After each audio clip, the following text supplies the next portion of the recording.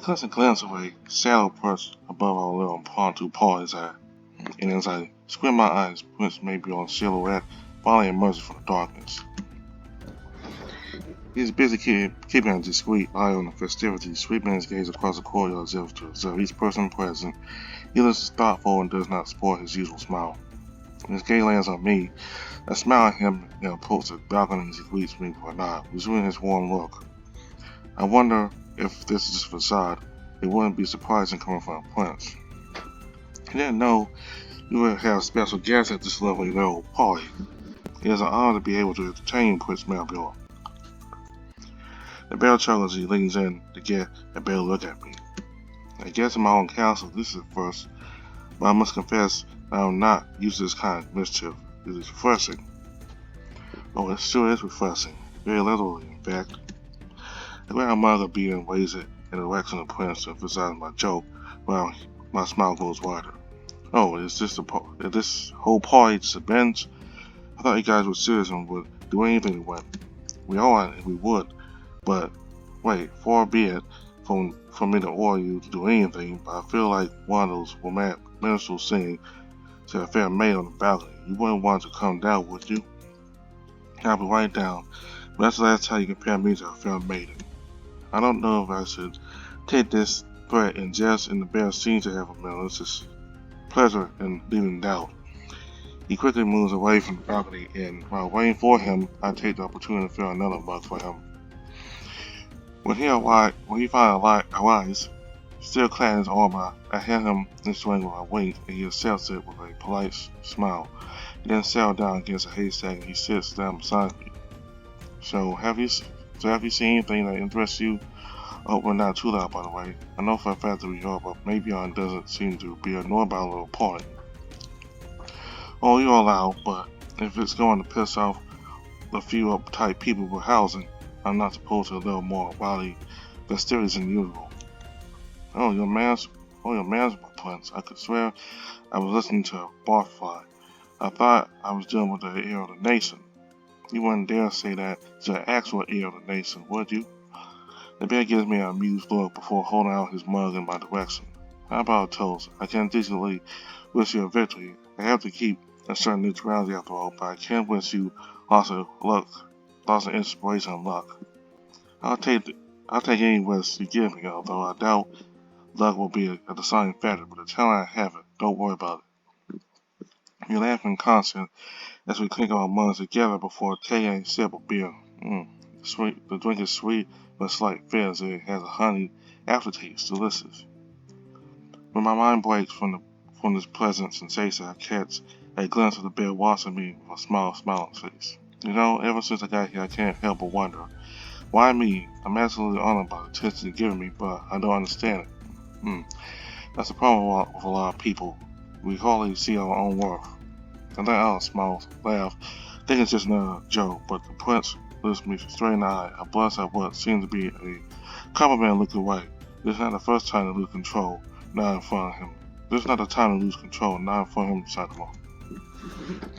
If you want a more direct answer, I think we can help each other. You have potential. I need help with some issues. Oh, what kind of issues? For a moment I remember Akhet's warning. You told me that frostfang is a snake pit after all.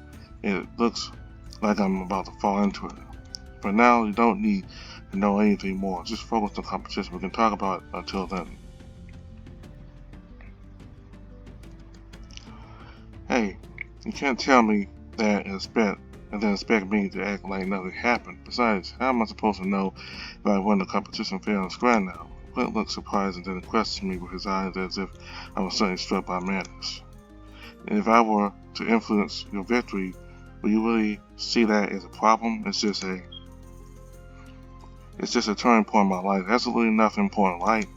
Seeing a few looks turn my way, realized that I may have gotten a little carried away. I swallowed my pride and lowered my voice without calming down. You won't move a claw to make me win.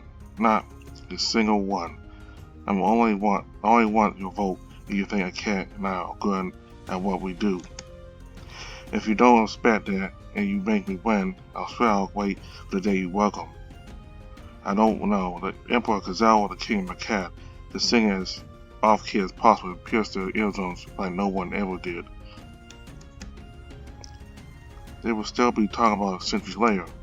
For a moment the bear was stunned, then he chuckled before taking another sip of beer.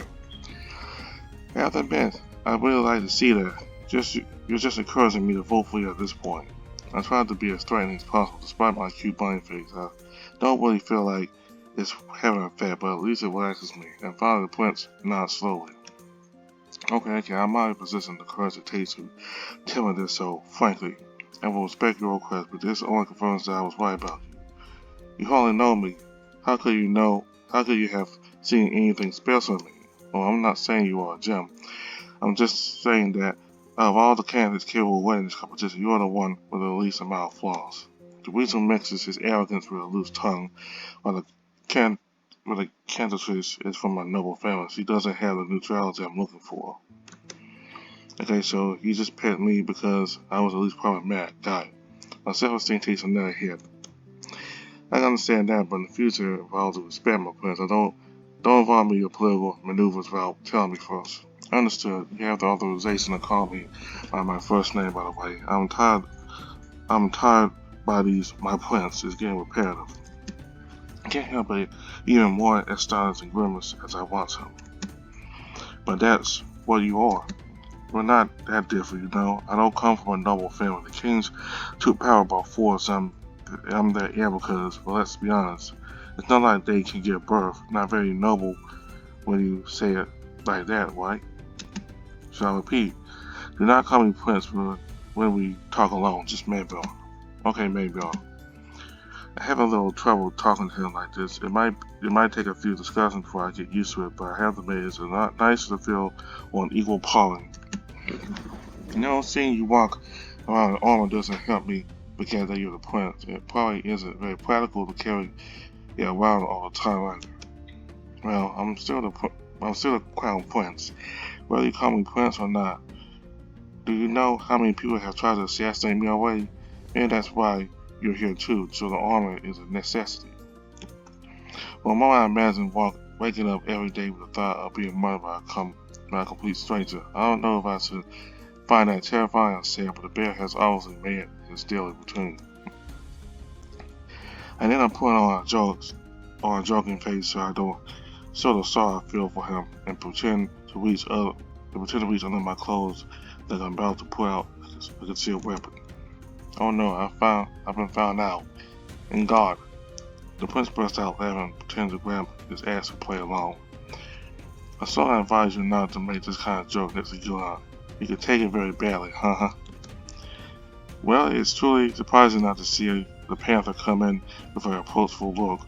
He's probably more concerned with watching the surroundings than the party itself. I doubt the prince would be walking around without a bodyguard if Gilon knew he was there. As I look around, I see a polar bear having fun arm wrestling a wolf. He clearly has no trouble winning, but he takes his sweet time taunting his opponent. A sudden smile comes over my face, and I turn to Maelbjorn. You know, I think I found a way for you to make up for implying that I couldn't win on my own. I never. I don't want to hear more. I don't want to hear more. You see the bear over there? You see him?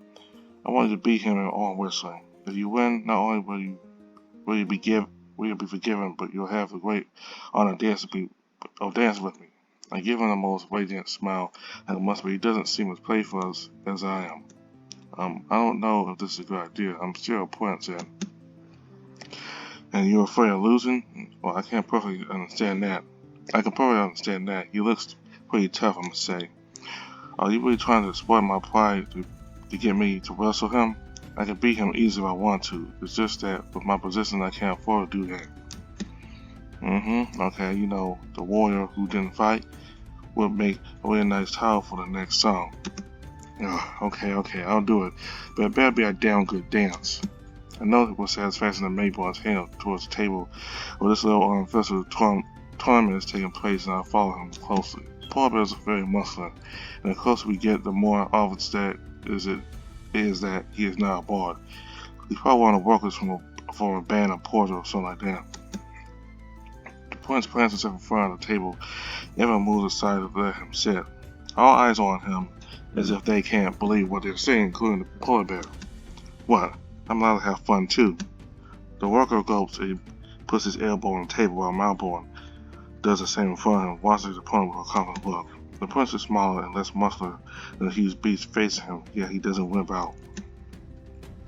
You better give all you got. I don't want you to spare me because I'm your prince, understand? I'll know if you let me win. The white bear nodded briskly, obviously too afraid to go against Maelbjorn's instructions. I can see why he was so understandable in a situation with this. With his rank, he's sure that no one would dare oppose his victories in life. He knows how it feels when you have something without earning it. Before the wrestle begins, he gives me a playful look and winks at me before he squeezes his opponent's palm. I will turn and smile a little slightly, and bears at the prince's attention to me is so obvious to everyone. Fortunately, both opponents begin to push while down bite, and the wood creaks under their elbows. Gradually, the general incomprehension is replaced by shouts of encouragement to one or the other of the opponent, as well as by laughter at this entertainment. Let's go, my prince. So who is the bear?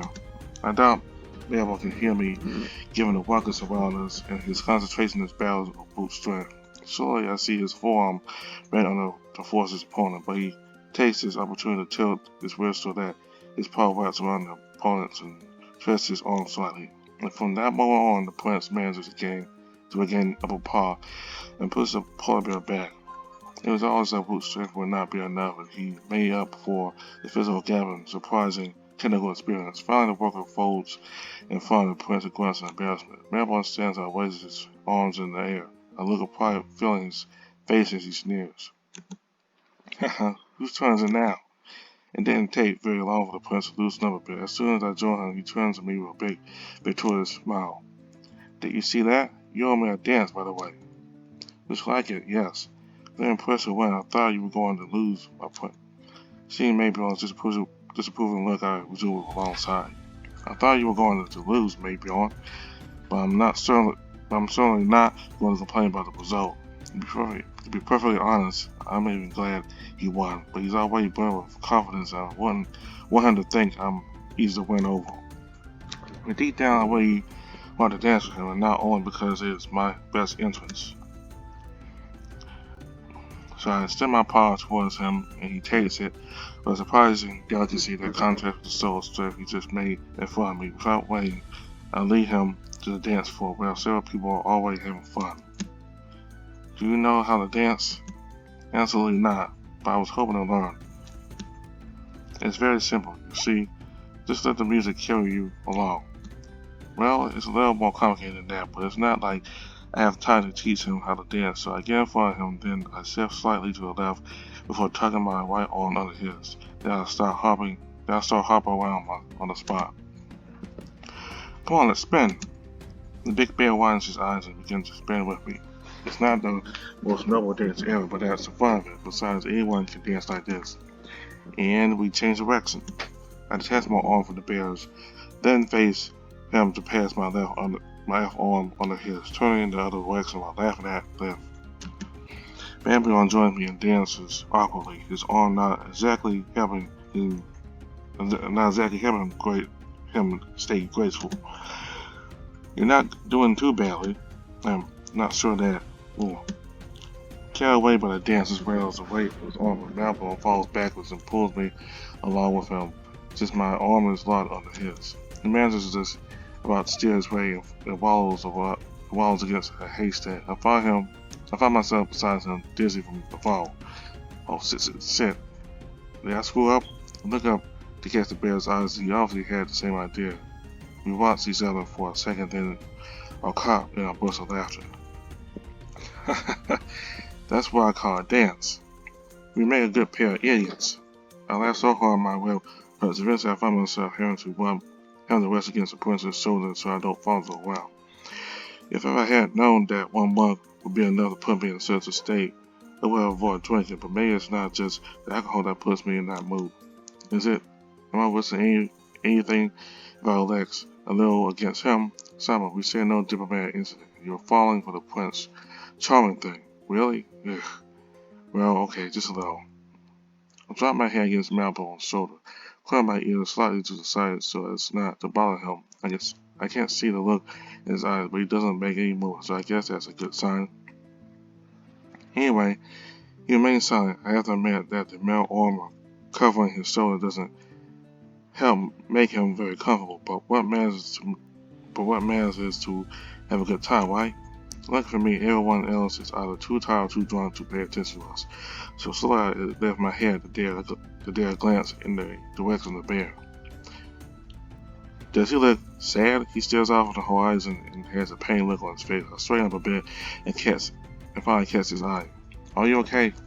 It's a stupid question, yet it is always the one that comes to us first in these situations. Naturally, the prince's first reaction is to try to smile at me, but that facade quickly drops as he's forced to look away again. I'll be fine.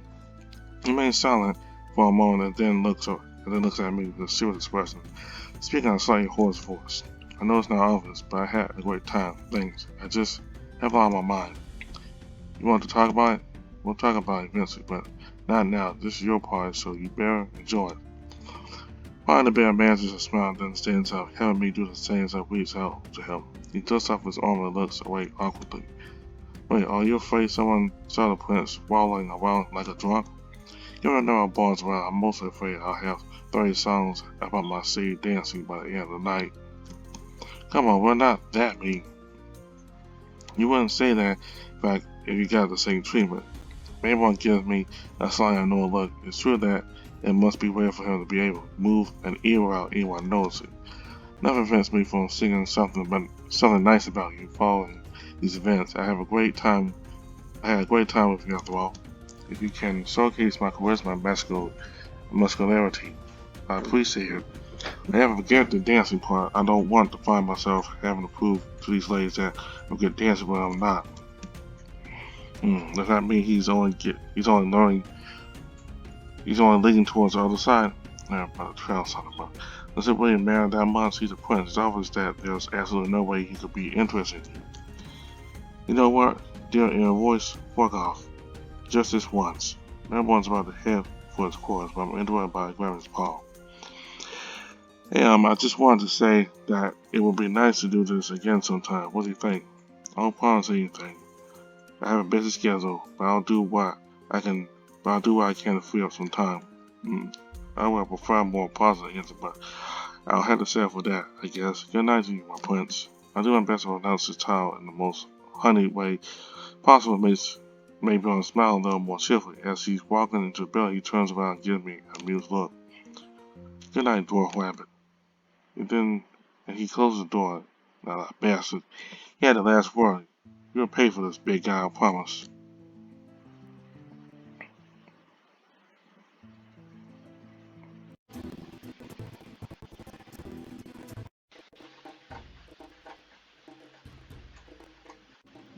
I wonder if Maelbjorn is available today. Despite all the preparations that accomplished him requires. The prince's relatively speculative considering the position that I can count on another person to find it easily. Gillian. The bodyguard is often seen near the bear, but when he isn't, he at least knows where he is. Now, all I have to do is ferret him out. The architecture of the place makes this task quite complicated. All the corridors look the same, and I'm not even sure if I've seen every accessible corner of this castle yet. After a long walk through the parts of the stronghold I know, I decided to explore the ones I'm not supposed to have access to. Look at the entrance of these corridors is watched over by two guards in armor. One of them is a wolf while the other appears to be some kind of badger. They look rather unwelcoming, as many guards do. It's their job after all to keep the curious away. Go ahead, Erik. Be charming, it should be easy to pass. Good morning, gentlemen. I hope you're doing well on this wonderful day. When greeting the guards, I pass between them as if I had permission to enter this area. That's the best I can do, to let them think I have access to these quarters. And a heavy paw slams to my chest, cutting me off abruptly in my tracks. It's the wolf who addresses me with a frown. Hey there, take it easy. Who do you think we are? 60-year-old rabbits? You are a bard. Now access to this Erik for you. Look at my fame that's called to me. I didn't think I'd be known to the guards. I don't know whether to panic or accept this compliment despite the current situation. It's time to improvise. Come on, you know very well that I will never dare to insult your intellect, gentlemen. I am, of course, invited to these quarters by the prince himself. Besides, where is he? Two guards exchange a suspicious look, and out of the corner of my eye, I can see the badger slip his paw over the hilt of his sword. Pretty insistent, yeah. You should know where he is, if you invite you to join him. Oh, see, these guys are clearly on their claws. I'm not going to push it. You know what, forget it. I'll look for him somewhere else. You think we were going to let you go like that? That's shady. But, I mean, do you really think I have the face of someone who does shady stuff? Exactly. It's the ones who don't have the face for it who are the shadiest. I'm getting tired of all this, so I calmly put my paws up in the air. Okay, go ahead, you can arrest me, but when Prince Maelbjorn finds out that you locked up his favorite ball, you're going to be in some serious punishment. I take it where safety comes first. As he reaches out to grab my arm, a voice echoes down the hallway. I turn my head low to see who it is and see that Gillan is coming with a jaded look on his face. What's going on here? I misunderstand, that's all. I wanted to see the prince. These gentlemen only did their job. I understand it perfectly, but let's say they went a little too far for my taste. He was acting weird. Your tourists too. Let him go, I'll deal with him. It won't seem almost disappointed that he can't question me further. Eventually lets go. So I have to say they really seem to be watching the paint dry here. I was going to make their day. Okay. We report that or not. Just pretend it never happened. He is not a threat, far from it. Again, I hesitate between being offended or just let it slide. But from the look on Gillan's face, I better behave. You follow me. With pleasure. My cheerfulness makes the panther sigh. He grabs me by the shoulders to push me into the quarters that were forbidden to me. In the end, it wasn't that hard to get in. You know, you're probably very proud of yourself, but now is not the time to play. The competition is mobilizing a lot of guards, so security is harder than ever. What are you afraid of? Like a barber string of a prince with an instrument thing? We know who you are. We know who is a potential danger among the competitors. Now the problem may come from the guest. Nobles from just about every country on this continent have come to attend a contest. We don't have time to verify the identity of every one of them. This fellow is much more talkative whenever he's under pressure, it seems. I never thought I'd say this, but he and Akhet have so in common in that respect. I'm doing my best to remove my mouth despite the urge to tease the panther with sudden nervousness. If even he is stressed, then the situation must be taken seriously. Look, I didn't mean to cause any trouble. I'm just looking for Maelbjorn, that's all. He's in his personal library. I'm not sure he wants to be bothered. I don't say I want to bother him. It's part of my job, after all. That said, I'm surprised the prince has a library all to himself. I'll just have a little something to ask him anyway. I won't bother him for very long. Gillan grunts and rubs his eyes. He knows as much as I do. I'm not lying. He knows as much as I do. I'm not lying. He'll take full responsibility for it.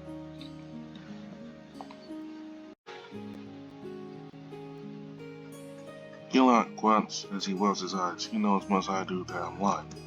He will take full responsibility for your actions if he is displeased with your presence.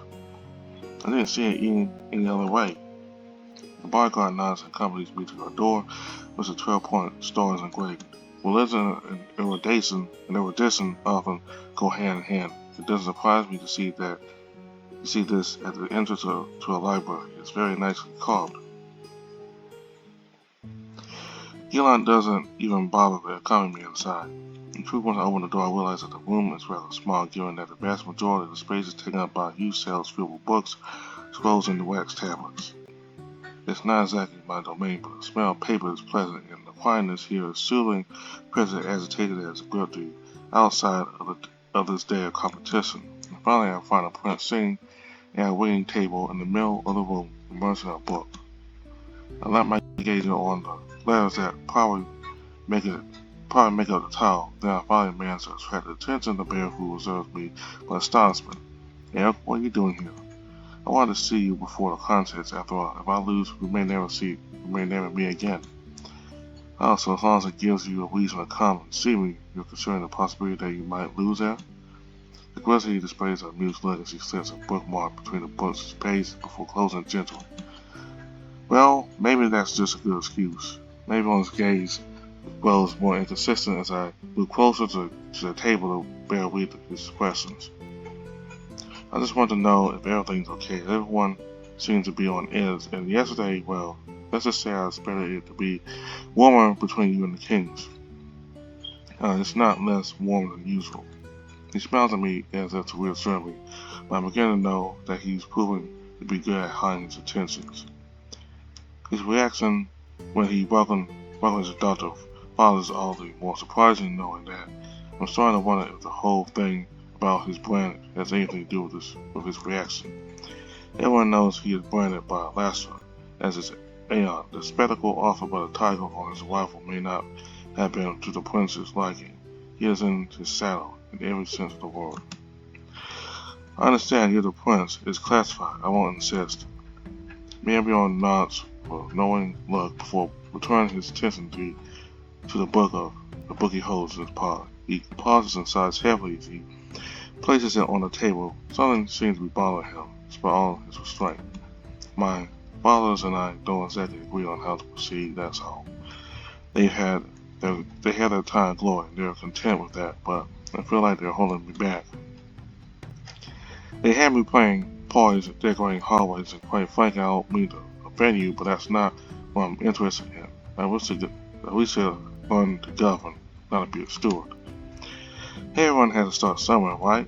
The bear grabs the book again and raises it in my direction. For a moment, I'm afraid he's going to ask me to read it. Fortunately, he just raises it under my nose as he smiles at me. The Farm Akhet. This was written by a Maelbjorn nobleman who fled his homeland to take refuge here when my fathers rebuilt the kingdom on the flesh ashes of the old power. Obviously, this noble had every reason to hate those who held power in Akhet at the time. He recounts how his family was stripped of their royal. He recounts how his family was stripped of their titles overnight. How he had no choice but to flee the country or be locked up in a dungeon for the rest of his life. Looks like no one is safe from the central power, not even people of high birth. With my elbows on the table and my chin in my paws, it's rare to be able to listen to the prince. His carverness voice is somewhat mesmerizing. It's time to let him speak, Erik. It will relax you. That's right, so you better be nice to me. Erik chuckles while pretending to challenge me with his stare for putting the book down on the table. But that's not the lesson to be learned from this work. The author talks about how the leaders of his former country had gradually softened over time. They had become quite different from Erik, the founder of Akhet, and the other warlords who succeeded him. I continue to listen with the utmost attention. For once, someone is telling me a story, not the other way around. Do you understand the parallel I'm trying to draw? I think so. Your fathers are warlords too. We're warlords, yes, but I don't think I need to tell you that they've started to go south. No Lord worth his salt ever leaves his castle for several days. Anyway, one might say that this book only addresses rarity in the history and that not all kingdoms end up experiencing troubled times. Look around at these texts that surround us. They all come from abroad, and yet even in Kazal, this phenomenon has been observed. So you're afraid that it will happen in Frostfang too? Not only in my kingdom, yes, but also under my way. I have to show both discipline and rigor to make sure that doesn't happen. Just now that you know about it, you'll do everything to ensure that your reign goes well, right? I would like to make sure that everything goes well, but I'm just a prince. I don't exactly have the authority to do that. Not until I'm on the throne, and sometimes I feel like the kings, my fathers, get in my way. And have you talked to them about it? The grizzly nods silently, then tips his head back with a long sigh. He looks like he's thinking long and hard about what to say next. Let's say they're far from stupid. They have to fear all the tribes in the region, not only by brute force. But like me, other leaders before them, they think it won't happen to them. That it will be different. I don't want to be sure. I want to be as sure as they are about the continuity of our dynasty. I wish I could be, but to slack off is to leave the door open to decline and ultimately decadence. He's better sure of what he says. I can hardly dispute that since I have no idea what's in this book. But from experience, I know that everyone needs to relax, even a prince, especially a prince. I have had to entertain many soldiers and nobles before, and it was through discussions with them that I realized how authority and power weigh heavily on their soldiers. I can't imagine how much the fate of an entire kingdom can weigh on Maelbjorns. I think I understand. Well, let's rather say I imagine your frustration, but if you ask me, your fathers care about you. I believe they are doing their best, if not for the kingdom, then for their adopted son. I don't doubt that, but between what they think is good for me, as well as the kingdom and what is actually good, there is sometimes a huge chasm. Prince takes his marker between his big paws with a long stop before waiting a more serious look at me. That's why I need to surround myself with the right people. I'm tired of being surrounded by my father's agents. I need people I can trust, who listen to me, who can act on my orders. And that's where I'm supposed to come in, right? In a way, yes. Let's say I've already had my agents, but I need more. You don't buy someone's trust, you earn it, and that's why I was specifically interested in you. That's why you were interested in me, huh? You're not interested in me anymore? Even though I know for a fact that this is not what the prince meant, I give him a falsely pained look as he reacts to it far more than I would have expected. Oh, no, that's not what I mean. I don't know. To be honest, I would have a hard time thinking of you as a servant. I think you and I have moved past that since the party. Oh, so does that mean I can consider the prince of Frostfang a friend? If only you knew the number of people who want to be part of my private circle. The truth is, I have no idea what a friend is, Erik. I don't know who just wants my support, who really cares about me. What about Gilon? He's probably the closest thing I have to a friend, so I guess, but my fathers are the ones who chose him. He's accountable to them. You understand that? Yeah, that can be a problem in a friendship. I just have to prove that I can be a friend and offer a beaming smile to a prince who can't help but laugh. How do you plan to do that, Well, I will win the tournament and then I'll see. That's a good start to the plan, right? Well, if you don't win, I can find you a little job in the castle, you know. It won't be as glorious as being a royal bar, but at least you can sit in the capital. No. What did I tell you about helping me? And it's even more important to me now. I don't want you to think that I'm taking advantage of the position. As far as the contest is concerned, I already told you I will win. I guess it's a good start to get you closer to me, then, but have a little humility, just in case you lose. I don't know that word. In fact, I didn't understand what you said. I put on my most mischievous face as I wink at Maelbjorn, who shakes his muzzle dismissively. You better get ready instead of being a smart ass and B2 for that matter.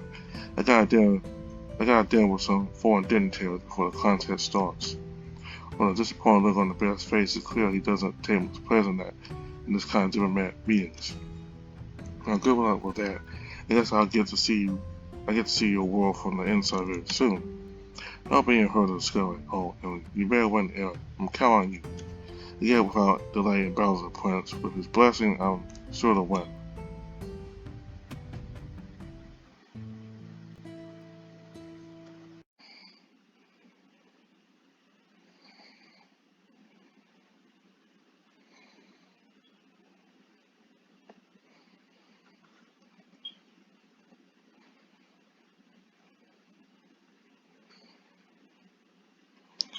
So I feel like my mind is leaving my body behind. Most of the stuff like never before. Even the training sessions with Gilon are less painful than whatever's happening to me. Gilon, whereas finally I open my eyes and see Maelbjorn sitting comfortably in a chair not far from me. It still feels like my head is open. At the prince's side stands the panther, who just knocked me out. As I try to straighten up to get away from him, something holds me back. those chains, did they really tie me to my bed? What the fuck is going on? The bear stands up and reaches a hand towards me. I blink a few times to get a better look at his face. I can finally see his reassuring look. Easy there. I know the day has been a little emotional, but you have nothing to worry about while you are here. I blink again, not out of fatigue this time, but rather out of disbelief. Now I try to raise my arms as high as possible to reserve my bindings before staring at the prince's bodyguard. The latter still looks wary with his hand on the tilt of his sword. Nothing to worry about. The last thing I remember is him beating me up, and now I'm chained like this, and now I'm chained like some wild animal. I need an explanation now.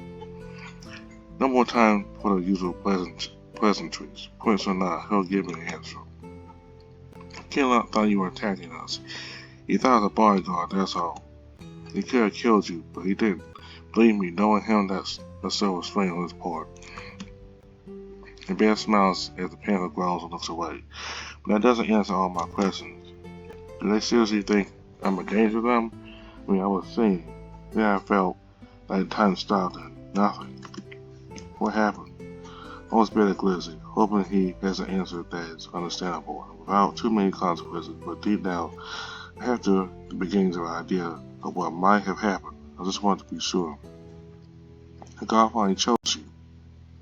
No, did they really do that? At the most important moment in my life? You bastards. I look up at the ceiling, but it's really the sky I like to look at. If I could waste my arm, I would give a big old middle finger to the clouds.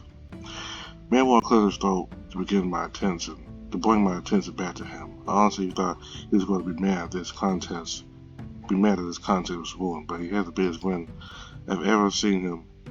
But he has the biggest grin I've seen him so far. Once the chaos was over and the guests evacuated, I quickly realized that your plan had appeared, but it's not just any.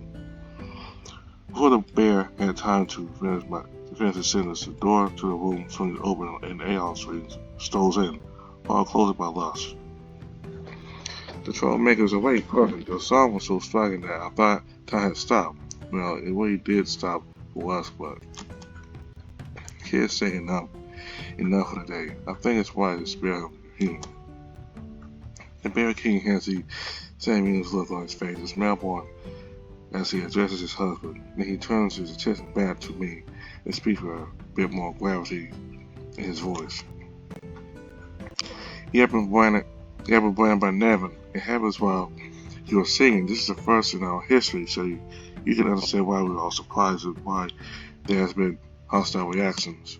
Gillight lowers his muzzle as he is saying, I don't know if I can get past the fact that he hit me so hard, but now I know why he did. That's a start. But who won the competition? No one gets quiet, then Aeon bursts out laughing before addressing us as if I wasn't there. He's really funny.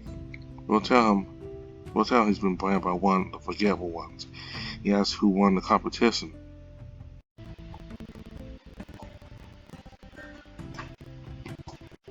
Apologies, little guy. Aeon. This prince speaks in a dry tone, giving the tiger a hard look. How the lad does not let himself be stopped in the fires and gaze at his daughter's son. You are the first to say that the kingdom needs to be stronger. I make sure he knows what to expect from now on. What my father means that we're having a competition will soon be known throughout the continent, since there are nobles from all the neighboring countries. Eventually we will keep you at the court as a royal bard, but officially you're the asset to the kingdom, and since your life is in danger, you must stay here for your safety, Erik. I don't feel like I have any say in this whole thing. I never asked to be an asset to the kingdom. Look, it's very nice of you to offer me the position, but I came to win a contest. Y'all tend to forget this, but I'm a bard. Nothing more, nothing less. Have I earned my place here or not? The royal family exchanges a few glances and Lust steps forward with a embarrassed look on his face and expresses an ear. Your abilities are undeniable. In other circumstances, you would surely have earned your place as an actual royal bard. But the fact is that today, now that you are branded, we cannot promise you an honorable or in possession. We have many factors to consider that are beyond anything we've experienced before. Not only is your life in danger because you bear this brand, it also means you may be in danger in the lives of other innocent people. But I have no intention of hurting other people. I just want to sing. I'm doing my best to hide the shakiness from my voice. I've been asking for this brand for so long, and here it comes crashing into my life with full force, almost literally. The irony of the situation would make me laugh if it didn't have such tragic consequences. Yeah, what loves to say is that we know absolutely nothing about your brand other than what occurred during the competition. The most reasonable approach is to study it and help you master it. Let's say that's the only possibility. Then what? I've said it before. I want to earn my place here as a singer. I can't deserve that talent as much as I do. I can't honestly tell you that you've won when only a few of the contestants were able to participate. We can insist on months, we'll make a deal about it. If you agree to stay here, learn how to use your brand and help us. Then we'll prepare a new contest. You'll have a chance to win it fair and square. Does that sound like an acceptable solution to you? I go once I meet Aeon's eyes. He is suddenly much more serious. It seems to be out of the ordinary for what I know of him. His ideas seem both enticing and terribly costly. Are they willing to go that far to keep me here? Is this brand that powerful? He puts his hand as he smiles at me with his reassuring air. I'm a person who supervises you. Nothing will happen to you with me by your side, I promise. Another person enters the room. I have a hard time seeing who it is since the king blocked the view, but I see two large ears sticking out from behind him. Finally, I see what appears to be a rather elderly fennec. She is wearing an elegant outfit that contrasts sharply with the more extravagant clothes of Lust and Aeon. For a moment, I see her deep yellow gaze lingering on me and watching me as if I were some curiosity. Well, I'm not. Well, I'm probably a curiosity now that I think about it. Yes, as much as I like attention, I'm not sure I want that kind of attention. She then sets her gaze back to the kings and bows quickly as if embarrassed to have forgotten their presence. I would like to give my report elsewhere, my lords. From what I hear, she is clearly not from here.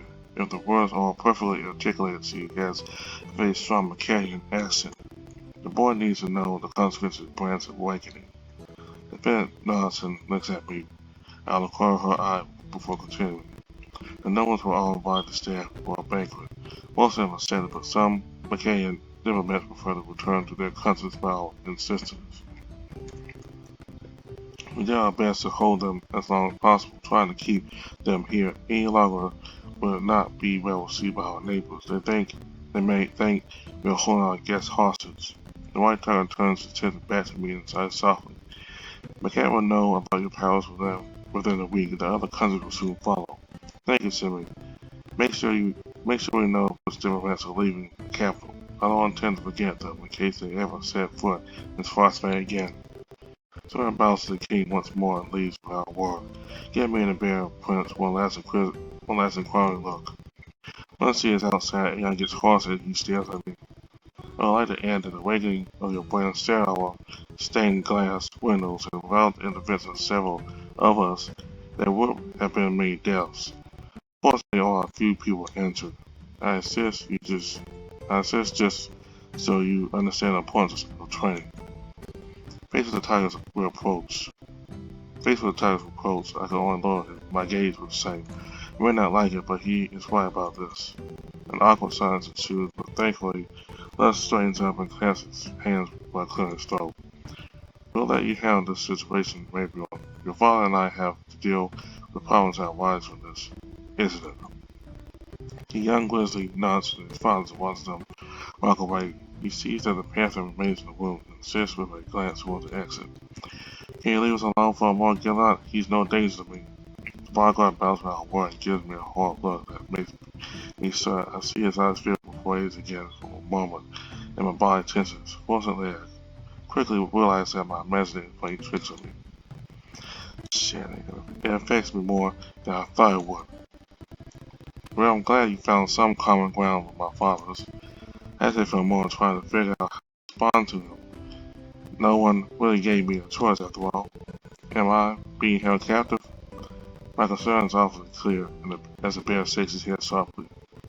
No, of course not. I mean, he sounds heavy once and most certain for his words. Is he taking his time to make up a lie, or is this situation so difficult to explain?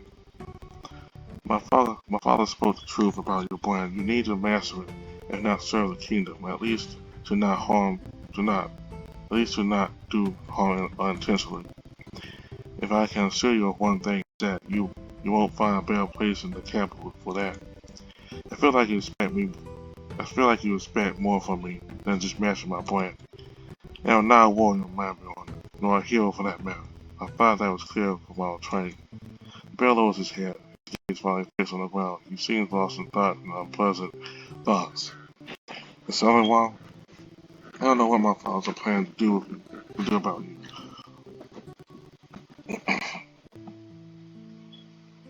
I don't know what my fathers are planning to do about you.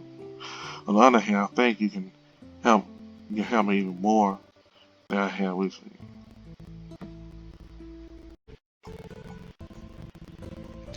I don't know what my fathers are planning to do with you. On the other hand, I think you can help me even more than I have originally imagined. I understand that you have plans, but the gods have placed new responsibilities on your soldiers. Now, how you plan to use these powers is up to you when you can master them. Anyone leans forward and Bill looks me in the eye. All semblance of amusement has disappeared from his face. I may have more impasse. You could solve a lot of my problems, but I don't want you to be just a tool for the kingdom. I'm about to speak, but the grizzly stopped me by holding out his hand. I also understand that you are angry at the gods. Believe me, no one here will have a better grasp of the problem than I do. I question every day of my existence.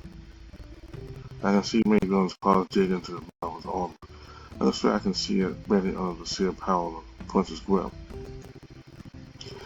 Neither of us got to choose how we like to live our lives. We have to make do with the cards we hold. You have the opportunity to help me. I have the opportunity to help you. There are probably thousands and thousands of people out there who are stronger and smarter than I will ever be. So why me? I'm only a bard. I was hoping to be only the best bard. I managed to wing a small chuckle from the prince. I forced myself to smile despite the emptiness inside me. Only that, if it can reassure you, I don't intend to get in the way of your musical career. There's nothing to stop you from having me and playing for me at the same time. But back to the type of responsibility, it's simple. You have never but you're the only being in the world to bear one.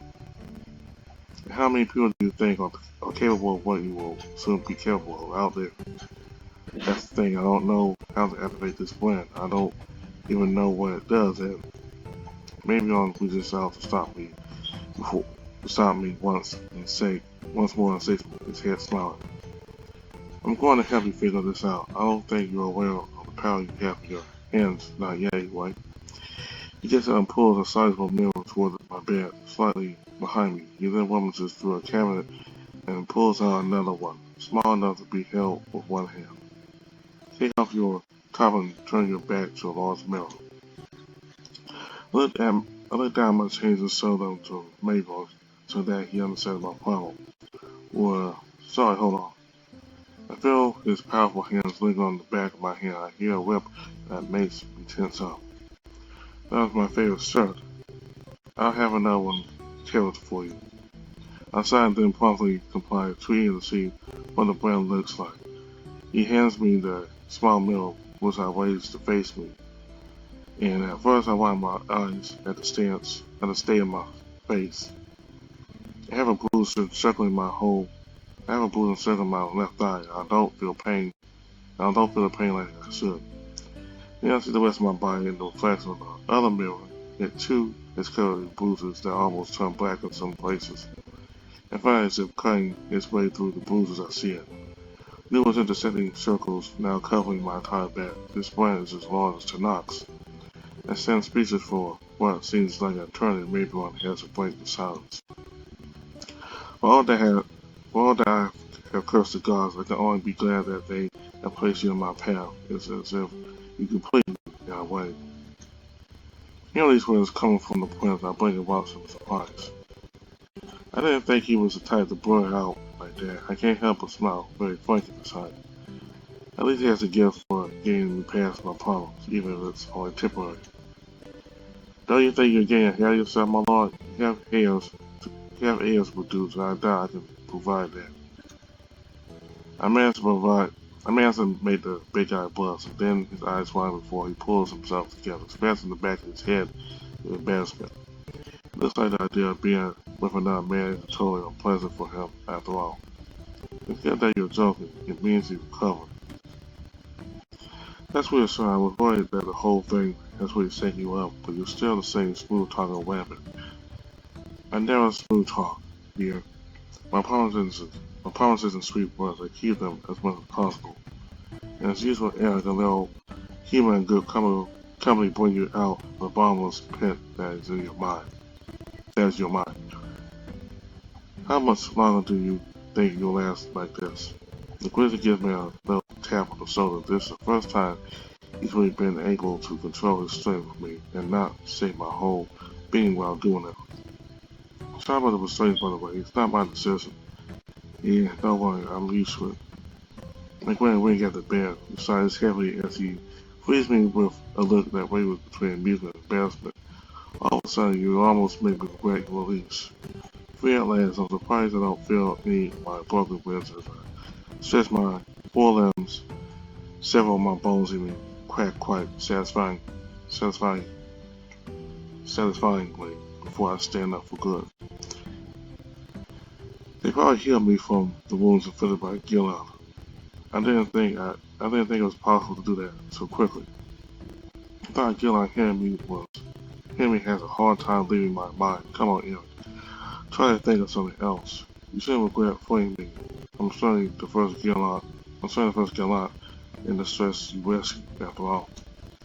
If you want, I'll get Janata to play the dragon. I'm sure you will. I'm sure you will win. I'm sure you wouldn't want. I'm pretty sure you wouldn't win that fight. Maelbjorn, who had laid the chains on the bed, grabs them again, intended to put a handcuff on my wrist. You look at that, the prince is playful. I don't think you quite understand. What you're doing here is not a threat to me. It's an invitation. Yeah. Okay, alright. I admit defeat. The grizzly sighs heavily before dropping the heavy chains on the bed, then crosses his arms and looks at me disapprovingly. He seems impervious to my attempt to get the broom out of his ass. This time, let's try something different. You know what? Once I get to know Say a little better, I'll invite you out. I'm sure it will do you good to see your kingdom through different eyes. You know it's dangerous for both of us now. You lack an adventurous spirit, big guy. All the more reason for me to get you out of this castle. Get out of his castle. You need a disguise, that's all. I only managed to make my interlocutor shine so much more. Then he shakes his head with a smile. No joking, your training is scheduled for tomorrow, near the temple to 12. We'll do whatever you want once you're no longer a walking hazard. Tomorrow? I didn't think they want me to train so soon. It seems that they obviously didn't plan on giving me a choice. Or Gilad will go with you. Gilad, can't you accompany me instead? Maelbjorn was and I questioned me with a look. For a moment I forgot that he was frozen in time like everyone else. You probably only got echoes of what the Panther did to me. I'm pretty sure your bodyguard smashed down my wheels at a distance to mess up my face. He did more than just his job. He went on a rampage against me. I see. The prince clears his throat and looks hesitant for a moment. Do you have something to say to me? I understand you're scared, but this problem has to do with Araka's brand. Come on, Gilad absorbs the powers of a brand, the less control he has over himself. That's it, I've never seen him lose his mind completely, but it wouldn't surprise me if you release enough power that he was no longer in control of his actions. It's not totally reassuring to know that he can get out of control in an instant, but at least he's not naturally bloodthirsty. That's a plus. I know this can't be easy for you, but I can't go with you. I have lots and lots of work ahead of me. See my pleading look, the bear was his eyes alongside. I can try to find someone else, but it was bad for me to have Gillen accompany me. He is one of the few who can guarantee your safety. You mean he's the one who? You mean He's one of the few who can keep me under control? He chuckles and smiles at me with his usual amused expression, also surprised about bravado. That too, yes. It's very honest of you to admit it. It's as much for your safety as it is for the safety of the other residents of Farside. Besides, it would be foolish of me to lose your trust by lying. I'll tell you, I don't intend to manipulate you concerning the kingdom. I much prefer cooperation. So does that mean that if I want to, I could leave the city right now and become a hermit in the forest without anyone stopping me from leaving? This time the prince frowns and gives me a disapproving look. However, when he speaks, he sounds more disappointed than angry. No, I just tell you, I value my people's safety above, along with yours. Learn how to use your brain, then we'll talk. Oh, come on, I was just joking. That way, Bob, don't plan on bothering Maelbjorn any longer with my ideas. He's been more than patient with me. I even say he is quite friendly. Not to mention the fact that he is probably the most supportive figure of power here, so I don't intend to feel his wrath. Alright, I hope you'll have a better understanding of the concern we all have once you use your powers. We can't afford to joke around. We can't afford to joke about that right now. I wanted to follow the train. I was just making a wild speculation, that's all. But I think I understand the importance of all this to you. Rizzy nods before returning to a common demeanor. Obviously, I told him what he wanted to hear. I wouldn't recommend training on an empty stomach. Using a plan always has some side effects. I imagine it must be the same with yours, even though I doubt you'll be able to activate it today. I offer a big smile to Prince and nod as I dig through my pile of clothes. Thanks for the advice, but I was wondering, will I see you again tonight? If I'm done with everything I plan to do, yes. And be ready as soon as possible tomorrow. I'll send someone to pick you up here to take you to your training session. Understood, Your Majesty. The bear doesn't even bother grumbling at my little dig. He just sighs and heads for the exit. I count on your seriousness, Erik. I'm almost suspect Maelbjorn offends his senses with him, even though I shouldn't. But surprisingly, he leaves it at that and walks out of the room. No pressure, Erik. You just have to meet the expectations of the entire royal family, or either an entire kingdom. I think I want to put my thoughts back in place. Lies happen all at once. I don't even know exactly how much time passed between the competition and my waking up, but it's dark outside, so I guess I did lose a whole day at the very least. Hope Akhet isn't too worried about me. Of course he's probably worried sick, Erik. No need to lie to yourself. Well, instead of thinking about it, I should try to sleep. I don't really want to, but I'll be accused of making a joke of the situation again if I'm not properly awake tomorrow. So I collapse on my bed, grunting in pain as my back comes in contact with the chain still lying there. Ah, fucking. Once the iron sack was thrown to the floor and the pain over, I sprawled and stared at the ceiling, trying to fall asleep, despite the sign of what the future holds, mixed with fear of what may lie ahead. The night is short. If I slept at all, I barely noticed. The guilt for glimmers, my hair going all over the soot.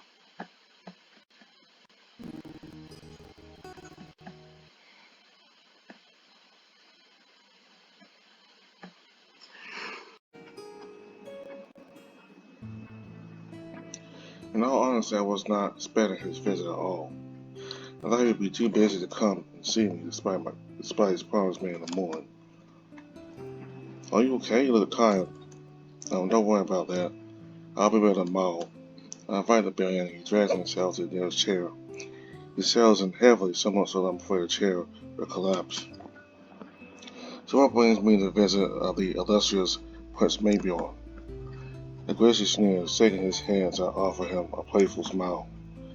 Well, I have several reasons for being here in person in addition to my promise. First, I'd like to know if everything went well during your training. And second, I have to tell you something. Seeing my smile suddenly disappear, the prince quit to elaborate. Nothing bad, don't worry. How about we start talking about this announcement first? As you wish, there's a council meeting tomorrow afternoon to determine more precisely the role you will play in this country.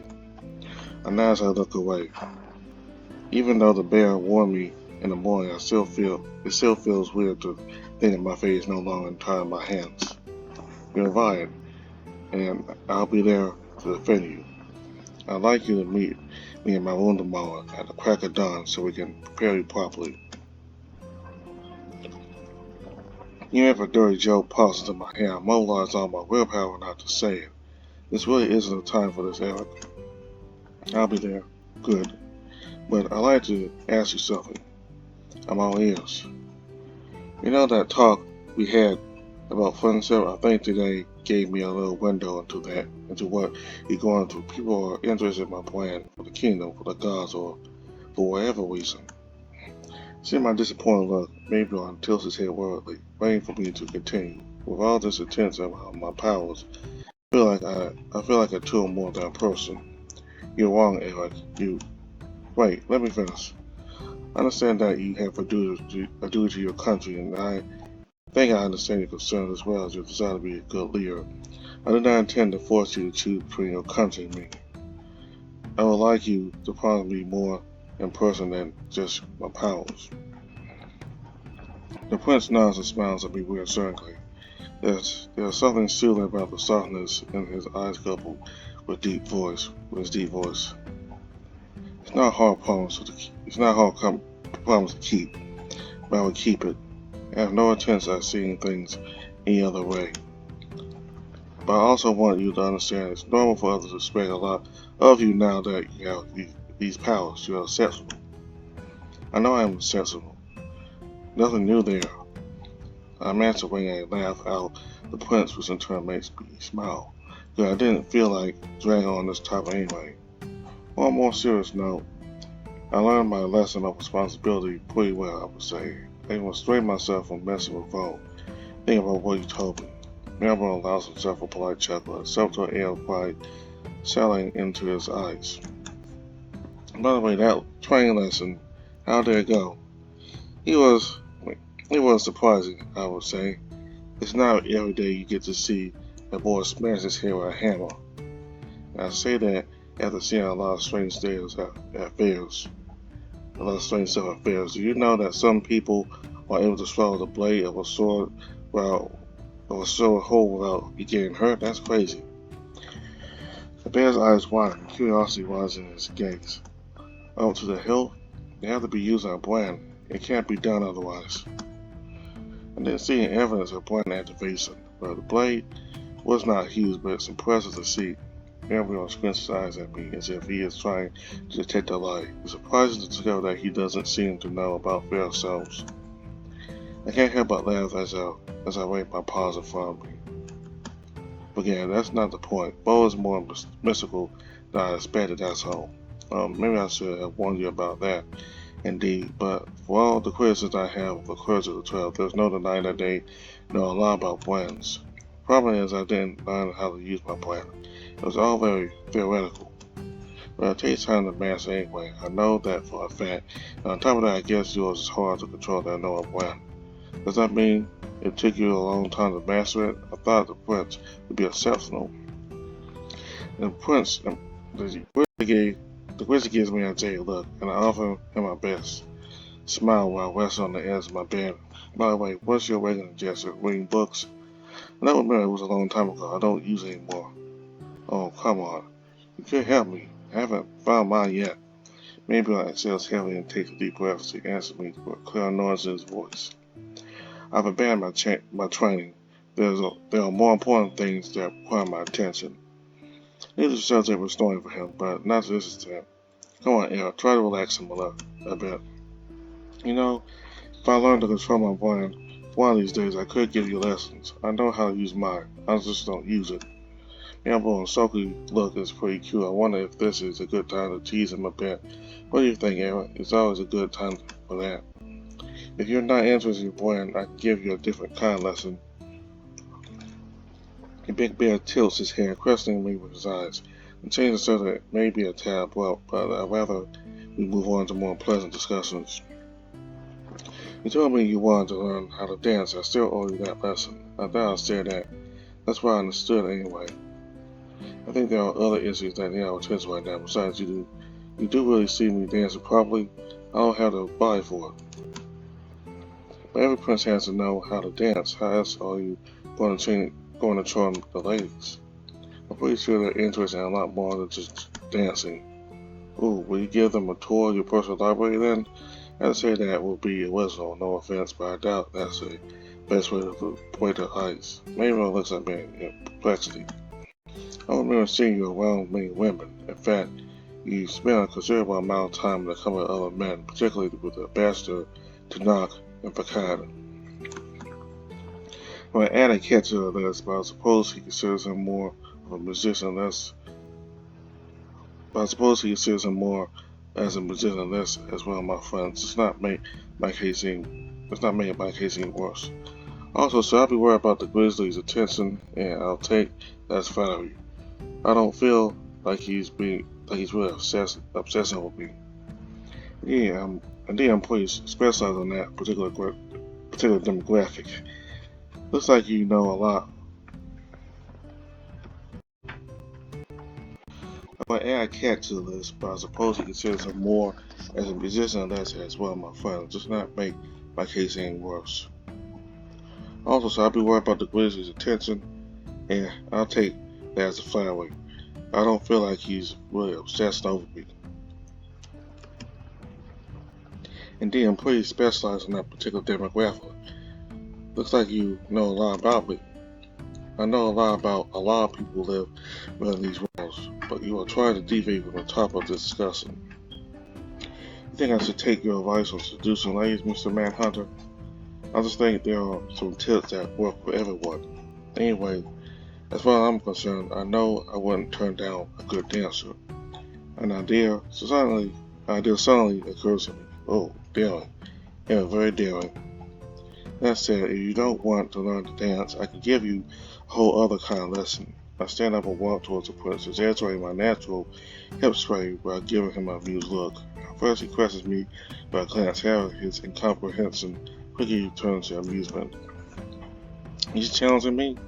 Go ahead, tell me what you can teach the prince. I don't know if he will have exactly the same idea in mind. He looked more prudish than that this morning. Oh, but I have an awful lot to teach even to a prince. I am now facing the bear who crosses his arms and smiles at me, still defiant. Don't take me for a fool, I know exactly what you're doing. Oh, and what am I doing, my lord? Put on as much sensuality as I can to my voice, determined to test Maelbjorn's limits. It's far too much fun to play this game with someone of his rank. You're trying to arouse me. Doesn't it work? No blush or backward movement from the bear. So lean in until our lips brush. If he's bluffing, he's damn good at it. No way I'm backing out now. Anyway, you started this little game, Erik, so you'll finish it. What was this? What was this? A pretend kiss suddenly becomes a reality. You're full-on kissing Frostfane's prince, Erik. What the fuck is wrong with you? There's absolutely the opposite of what you persuade you are.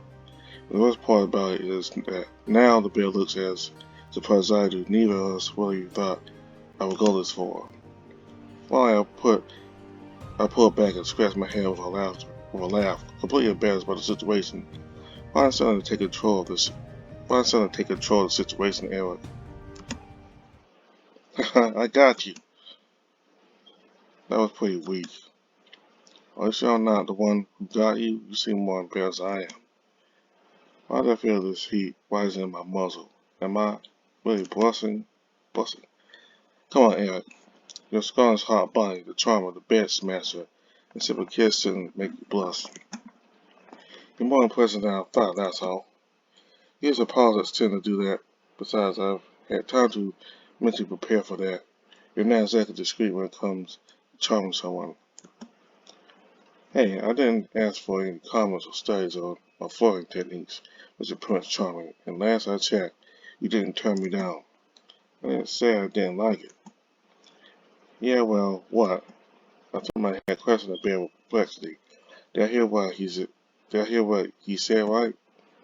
It was pleasant, not just the kid as a whole, teasing too. But you should know that it's a crime punishable by death to touch a prince in a way without his consent. The grizzly didn't lose his amused expression. He's oddly playful for someone who is exhausted. Well, at least I will die having kissed a prince. Now everyone brag about that. I'm sure it will make a fine song. He bursts out laughing. He winks at me. No lack of confidence, that's for sure.